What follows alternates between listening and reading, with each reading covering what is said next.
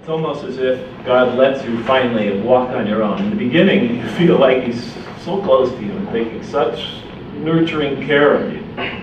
To God, like holding your hands for those first few months of conversion. Slowly but surely, you feel Him letting your hand go and requiring you to walk like everyone else on your own and to face the same struggles and choices that everyone else has to face. It's also natural that the initially novel, wondrous, and otherworldly would become less so with increasing familiarity. After a while, things become more routine.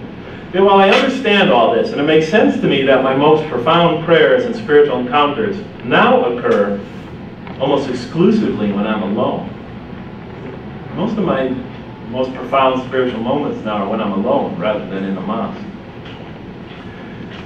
Or when I'm in my office or at home or out in the middle of nature. It's taken me a long time to come to terms with the melancholy that accompanies me to the mosque today.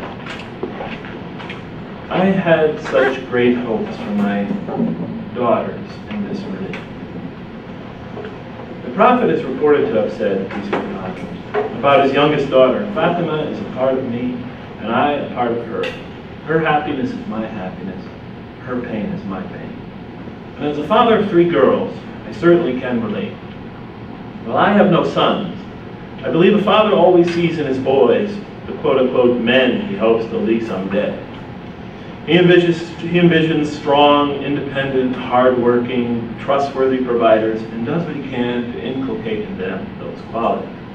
And although given modern demands, the father needs to instill the same trait in his daughters, I believe he will always see in himself in relation to them as their primary worldly protector and supporter.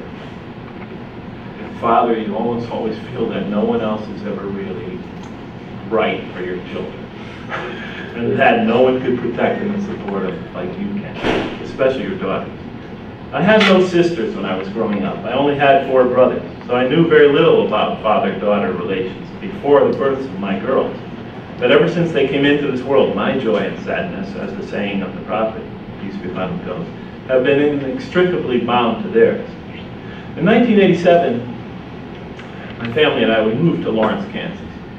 In San Francisco, my oldest daughter, Jamila, still a toddler, went with me to the mosque. As a matter of fact, she started attending the Esha prayers with me to the mosque, some of the other prayers as well, after several months after she was born. In Lawrence, Sarah, my second daughter, soon joined us. And later, my youngest daughter, Fatima, she began coming as well. They were usually the only children there, but they were regulars at the Esha prayer. 3 of the most regular in attendance members of the Lawrence community. I would hold Fatima in my arms while Sarah clung to my pants and Jamila went off exploring. Jamila is the intellectual type. It was distracting, but I hoped so much the mosque would become for them the haven it was for me, and they too would come to experience its extraordinary peace, beauty, and grace. I thought with their frequenting the masjid so often, they would become at home there and come to think of it as their place of worship, not just their dad's. I also felt that this was critical to their future as Muslims in America. Unlike their counterparts in Muslim societies, there's no surrounding culture from which to absorb their religion. There's no neighborhood children to share their beliefs, and no relatives nearby to reinforce the lessons of wisdom their parents impart to them. Also, unlike children in Islamic societies, mine would very rarely learn anything about their religion at school, other than common negative stereotypes of Muslims and their beliefs. Without the mosque, they would be cut off from the main artery of Islam in America. And their only effective link to the faith would be their parents. And having grown up in America, I know, in the United States in particular, I know how tenuous, how thin that link, that parental link can be. And I'm living proof of it. Early on, it looked like my plan was working. My children were eager to go with me to the evening prayer. Of course, I took them out for ice cream after. And the brothers showed the girls the utmost kindness. Not having extended family in the United States, they seemed very pleased to have adopted so many uncles from overseas. They did begin to inquire why no ladies came to the prayers, though. And this became a bigger issue for them as they grew older. They were the only females in attendance. I explained that in early Islamic history this was not the case, that women were in abundance in the masjid, and hence they had every right to be there. Yet I could see that they did not fully appreciate the significance of the ancient precedents, and it did little to relieve their growing unease.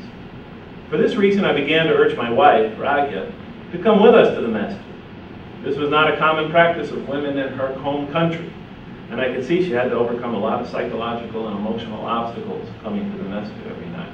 She would walk in there as if she was walking to the dentist's office or a major tooth extraction or a root canal. But she came to believe in its importance. Our children were much enthused and encouraged by their mother's participation, and so of course was I. It felt a little strange being the only family at the prayers, but I thought we might begin a trend. I was naive in those days. Some of the brothers were visibly uncomfortable with my wife praying behind them, but no one complained to either of us. They just looked back and made scowling looks sometimes. Except for an occasional reminder to her that there was a small room upstairs where she could pray alone. You know, sister, there's a prayer ladies' area upstairs. Yeah. While the reaction to Raghia's presence at the night prayers was subdued, it's hard to undo a lifetime of conditioning. Some disconcerted stares, a few unsettling suggestions, the ladies carrying their husband's disapproval to my wife, the wives, and the absence of any other woman were enough to dissuade and discourage her. And she eventually stopped coming with us. After that, my daughter's attendance started to drop off. They were reaching puberty now, but I doubt its main cause was my wife's reluctance to come to the mosque. The girls were growing older and their world was expanding. Public school, associated extracurricular activities, and an increasing network of friends now competed for their time and integrated them into the larger society. Naturally, they began to ask more questions that contrasted the subculture of the mosque with the surrounding one. Daddy, why is it like this in the mosque? Greater society is like this, or in school it's like this, and in a mosque it's like this. I knew it would be not long before my daughters gave up on the mosque, sadly to say. It would not be long before they too felt the stares and caught wind of the gossip. They would soon comprehend that despite all my theoretical and objections, and my ideal depictions of the way it should be, they would soon comprehend that the mosque was in actuality, in reality, for the men, and women were only grudgingly permitted there. Then came a glimmer of hope. I hope I'm not boring you with this. Then came a glimmer of hope. This only goes a few more pages. Some of the Muslim men from among the long-term residents and converts began a fundraising project. Some of the Muslim women from among the long-term residents and converts began a fundraising project to acquire a new masjid, one that would have a much larger prayer area than the small house we were using, and that would accommodate the women as well in one large prayer space. They too felt the need for a family-friendly masjid, especially since this pioneered this effort mostly by homegrown Muslim women that were born in the United States, where parents and children can come together and share in the worship of God. Their dream seemed much too ambitious, too costly, and too great a departure from tradition. However, Merrill Wilson, the indefatigable and contagiously optimistic campaigner of Muslim women's causes in the United States, was living in Lawrence at that time and was among the leaders of the fundraising effort, and when Mara sees a vision, other people follow.